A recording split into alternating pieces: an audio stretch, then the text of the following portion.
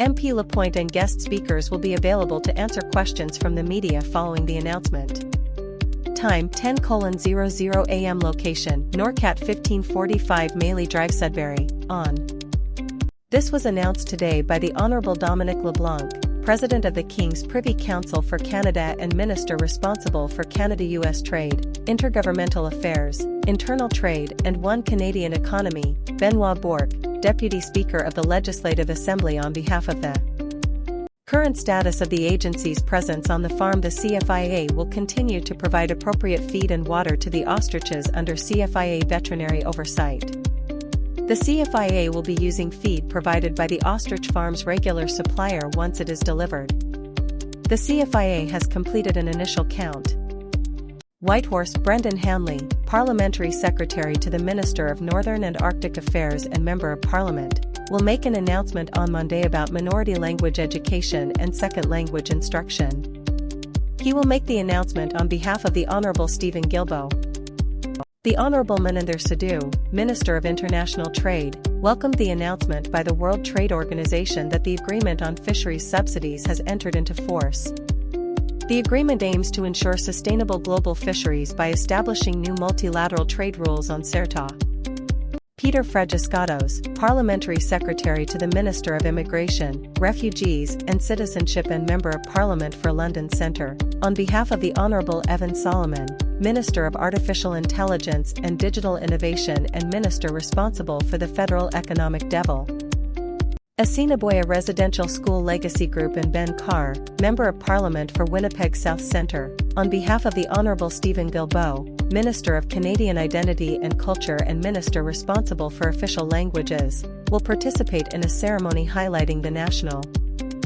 The Honourable François-Philippe Champagne, Minister of Finance and National Revenue, hosted a virtual meeting with his provincial and territorial counterparts yesterday to coordinate on key economic priorities ahead of Budget 2025. Discussion focused on supporting growth, competitiveness, and build. The Government of Canada is launching a public consultation on Phase 1 of the risk management of the class of PFAS, excluding fluoropolymers. This phase proposes to address all known remaining uses of PFAS that are not already regulated in firefighting foams. Pour and polyfluoroalkyl substances, AL. In a continued effort to protect the health of people in Canada and the environment, the federal government is taking the next step in addressing pour and polyfluoroalkyl substances. PFAS are a class of thousands of human-made substances that are also known as forever chemicals. These substances. This funding will help restore damaged ecosystems, support agroforestry and sustainable local businesses, empower Indigenous and local communities, especially women and youth, and improve global forest management and restoration. Healthy forests around the world contribute to carbon sequestration. The projects announced today include project name Mediterranean Model Forest Network, IFRAIN recipient Association for a Modally IFRAIN location IFRAIN, Morocco funding amount $150,000 description. The proponent will rehabilitate and adapt traditional practices to preserve the natural resources of Morocco. Canada's strength is rooted in the distinct histories and identities of its peoples. First Nations, Inuit and Métis voices, rights and worldviews are central to building a stronger, more united Canada, and to shaping our shared future with strength, pride and resilience. By strengthening leadership The Honourable Anita Anand, Minister of Foreign Affairs, met with His Excellency Sheikh Mohammed bin Abdul Rahman bin Jassim Al Thani, Qatar's Prime Minister and Minister of Foreign Affairs, on the margins of the UN General Assembly in New York City, New York. The ministers highlighted the positive The Honourable Anita Anand, Minister of Foreign Affairs, met with Jean-Victor Harvel Jean-Baptiste, Haiti's Minister of Foreign Affairs and Religious Affairs, during the United Nations General Assembly High-Level Week in New York. Minister Anand reaffirmed Canada's steadfast support for Haiti and it. Today, Charles Sousa, Member of Parliament for Mississauga, Lakeshore, on behalf of the Honourable Stephen Guilbeault, Minister of Canadian Identity and Culture and Minister responsible for official languages, along with the Mississaugas of the Credit First Nation and Parks Canada, held a special plaque. During her visit to Ottawa, Secretary-General Mushikiwabo will meet with Minister Anand and Mona Fortier, Parliamentary Secretary to the Minister of Foreign Affairs. The meeting will provide an opportunity to strengthen Canada's close ties with the Organisation Internationale de la Francophonie. Ministers engage with key AI leaders to advance Canadian AI and digital priorities this week. The Honourable Mélanie Joly, Minister of Industry and Minister responsible for Canada Economic Development for Quebec Regions, and the Honourable Evan Solomon, Minister of Artificial Intelligence and Digita. The Honourable Anita Anand, Minister of Foreign Affairs, met with Philippe Lazzarini, Commissioner General of the UN Relief and Works Agency for Palestine Refugees in the Near East, on the margins of the UN General Assembly in New York City, New York.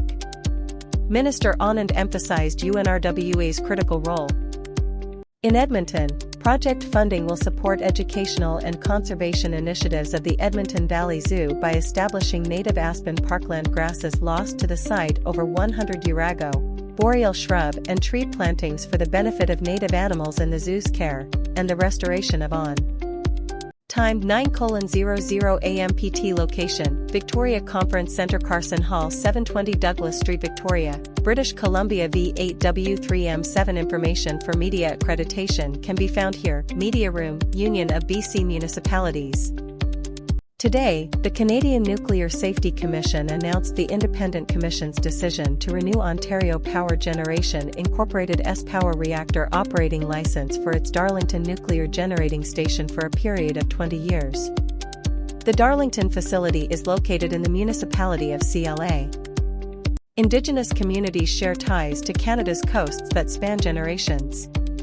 Through the Quiet Vessel Initiative, the Government of Canada is providing funding to coastal Indigenous communities in southern British Columbia to better understand and reduce underwater vessel noise and protect the marine.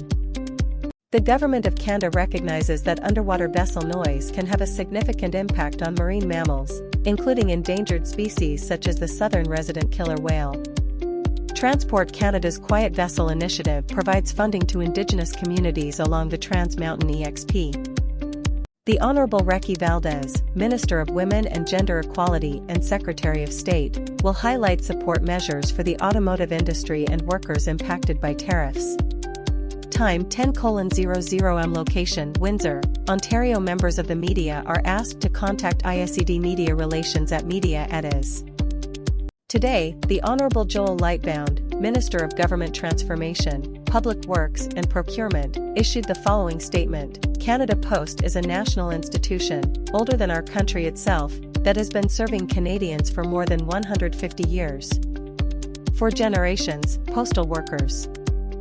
The Honourable Heath MacDonald, Minister of Agriculture and Agri-Food, will host a roundtable with members of the Prince Edward Island agriculture, fisheries, and aquaculture industries to discuss recently announced investments that will fund activities to reduce trade barriers and seize new Oporto.